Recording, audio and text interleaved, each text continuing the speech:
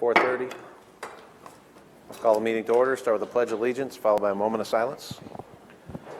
I pledge allegiance to the flag of the United States of America and to the republic for which it stands, one nation, under God, indivisible, with liberty and justice for all. Please join us in a moment of silence.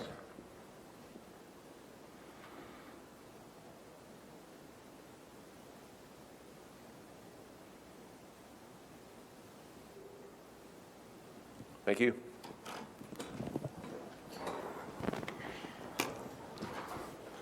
Starting off, citizen concerns. Any concerns that are not on the agenda that anyone would like to speak to? Not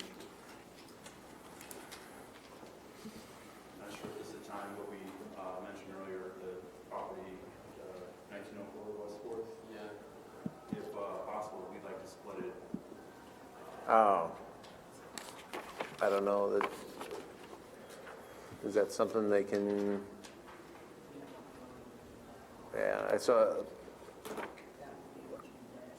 yeah, you'd have to kind of determine that. So, I mean, that'll be towards the end of the agenda, well, that'll be after the consent anyway.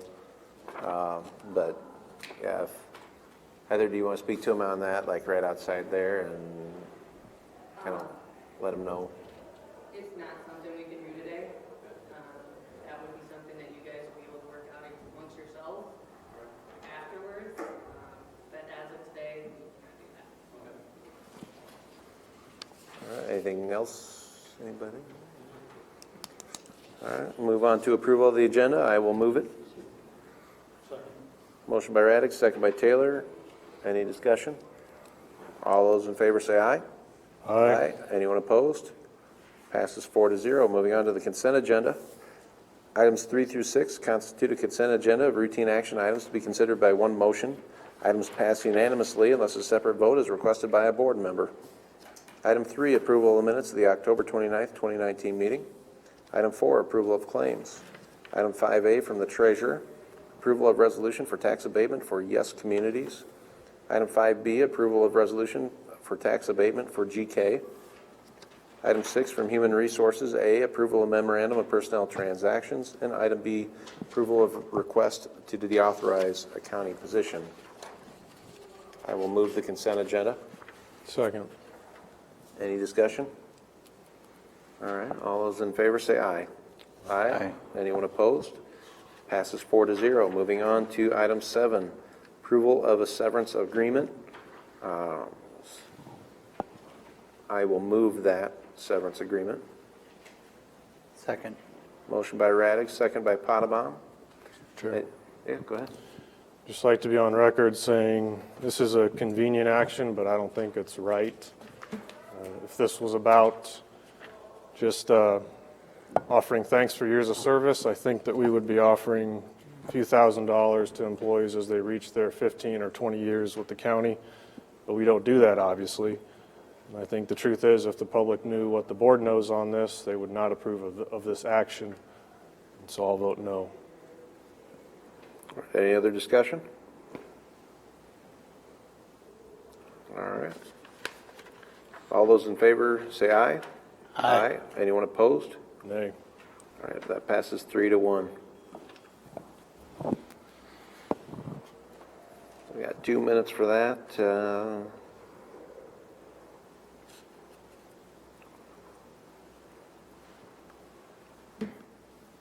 You got a approval of completion certificate there, Mark? We could. Those shouldn't take very long to run through. So 9A, consider approval of completion certificate for project LBU 517397 with Graves Construction of Spencer, Iowa for $475,343.66. This bridge is on 320th Street east of Hornick. All work has been done in compliance with the finished plans, and the board, or the county engineer's office, recommends that it be approved by the board of supervisors and certified as complete. I'll second. Motion by Potabom, second by Raddick. Any discussion? All those in favor say aye. Aye. Aye. Anyone opposed? Passes 4-0. 9B, consider approval of completion certificate for LBJ 97397 with Dixon Construction of Correctionville, Iowa, $544,821.40. I'll just go ahead and move it. Second. Motion by Raddick, second by Ung. Any discussion on that? All those in favor say aye. Aye. Anyone opposed? Passes 4-0. All right, we're going to go to our set time now. So we're now in a hearing, item 8 for sale of property parcel known as 1904 West 4th. Anyone to speak for or against the sale of this parcel?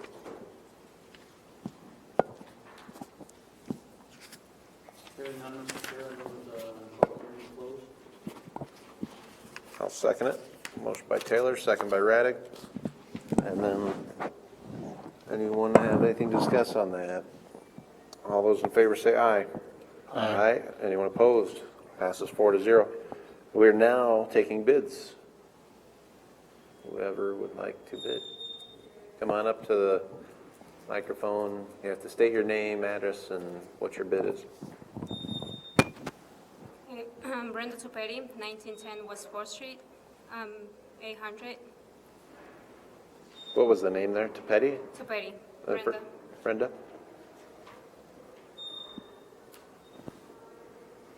Any other that would like to bid?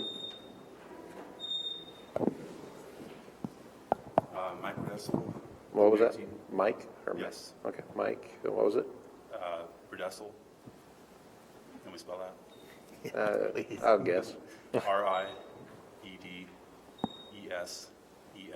That was close. At 319 Helmer Street.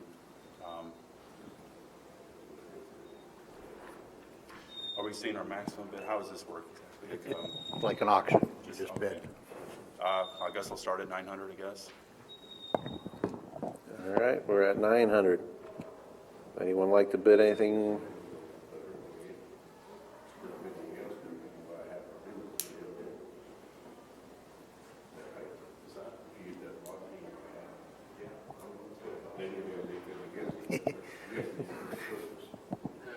We just want to make clear that whatever happens after whoever wins this bid is not on. Right.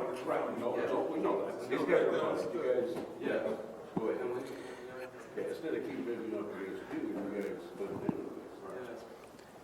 in. 1,000. Okay. Anyone else? Got 1,000? 1100. 1,100? 1,200. 1,200? 13. 13? 14. 14? 15. 15? 16. 16? 17. 17? 17,500. Or, you mean 1750, right? 1750. Okay. Sorry. 18. Okay. 19. 2000. And Okay. All right, no one else? Mark, you want to bid on it? Okay, all right.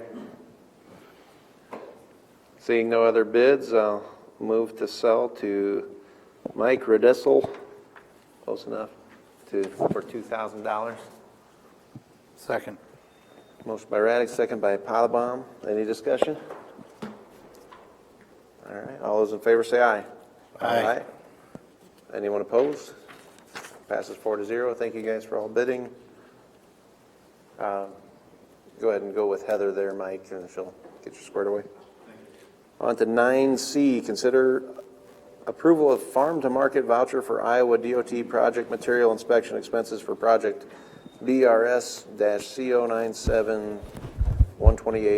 BRS-CO97-128-6097. These next two are both for giving the board chair approval to sign a farm-to-market voucher to repay the DOT for lab services provided. Department of Transportation utilizes their state labs for things such as testing of beams, cement, steel, those type of tests that we aren't capable of running within our own shop. So they do that at a much lower rate than a commercial lab would. I recommend the Parent 128 project for approval. I will move that. Second. All right, so I got a motion by Raddick, second by Ung. Any discussion? All those in favor say aye. Aye. Anyone opposed? All right, passes 4-0. We got- Similar recommendation for Heron 127. So 9D, project SPP CO 97-127. I will move it. Second. Second by Potabom, motion by Raddick. Any discussion to be had on that? All right, all those in favor say aye. Aye. Aye. Anyone opposed? All right, passes 4-0. Thank you very much. Thank you. Here, I'll get your other one here.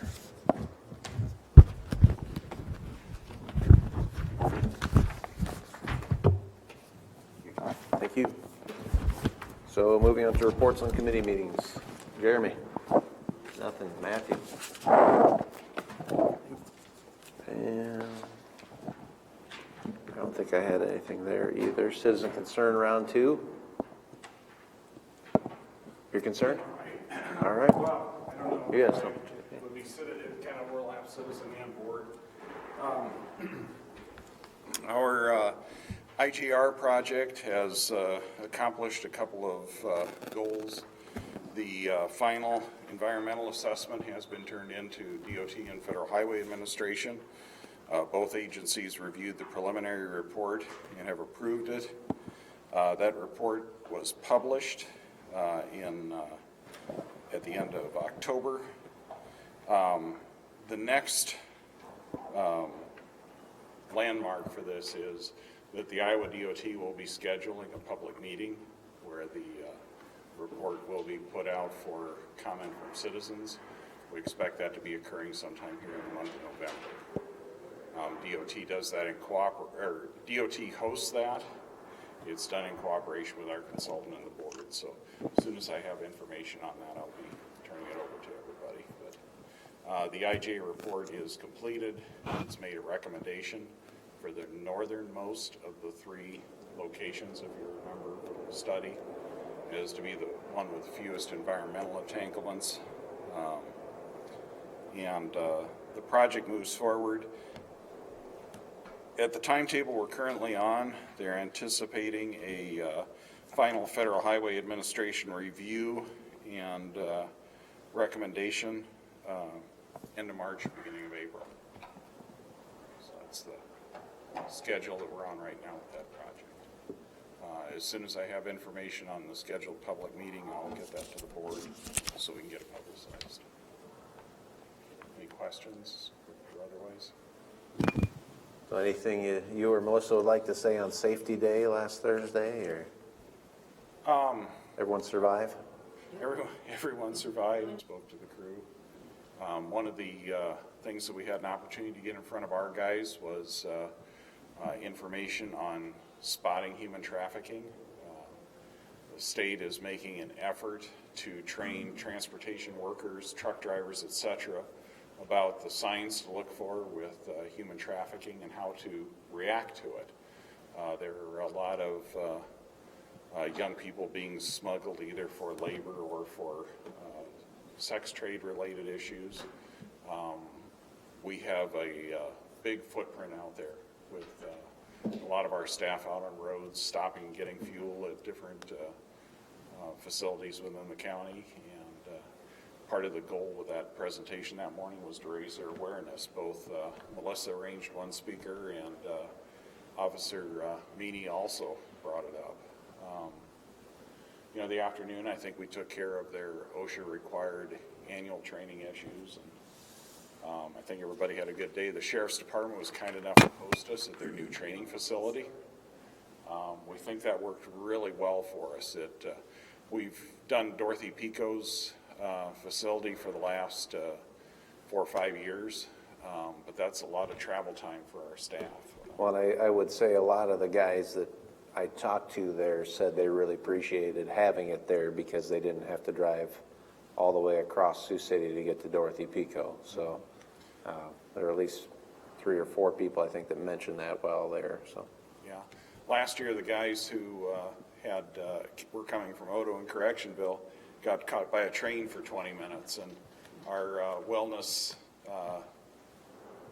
staff from Mercy Clinics is sitting there twiddling their thumbs, wondering who everybody is, and then they get deluged by about 15 guys all at once, once the After the train train let was them finally go. gone. So, again, we really did appreciate them hosting. It was a nice facility. I think it worked very well for us, and hopefully we'll be allowed to do that again in the future. So, Thank you both, yeah.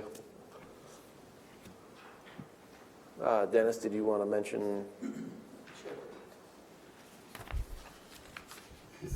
Since we've hired a fiscal advisor, some new information's come to light to myself here. And next week, we're gonna have a public hearing and pros and cons, objections or whatever at our public hearing to borrow $10 million from a local bank. $7 million be the first part, $3 million be the second part. The interest rates are at 2.64. So going through this process and talking to Nathan Summers, who is our fiscal advisor for our potential joint facility here, Justice Center, that we did a comparison of what he could do on an open market, and this didn't cost anything, to do what an open bond market compared to doing with a local bank. And what we came up with, $10 million, we could save approximately $384,000 on interest costs. Now, all that we'll have to hire for a $10 million issue. We'll have to spend about $70,000 of that savings for bond counsel, which we'd probably use Bob Jostin, because he does all of our TIF bonding. And then we have to hire D.A. Davidson. We'd have to hire an underwriter and then a rating fee, and that's around $14,000. What I'm trying to do there is check and see if once we get our rating, if they'll cover us for the $50 million issue. So the rating's still good for the next time we borrow? Right, or do we have to do a rating each time we do them? Seeing this will be so close, we may not have to do that, but I'm going to check with that. So we'll go ahead and have our public hearing next week, get that over with, and then after that, we'll just stop there, close the hearing, and then with the board's permission, we'd probably explore this more and come back, and we'd probably get our money by the end of January, February going through this. And this is kind of a dress rehearsal going for the big one, the $50 million.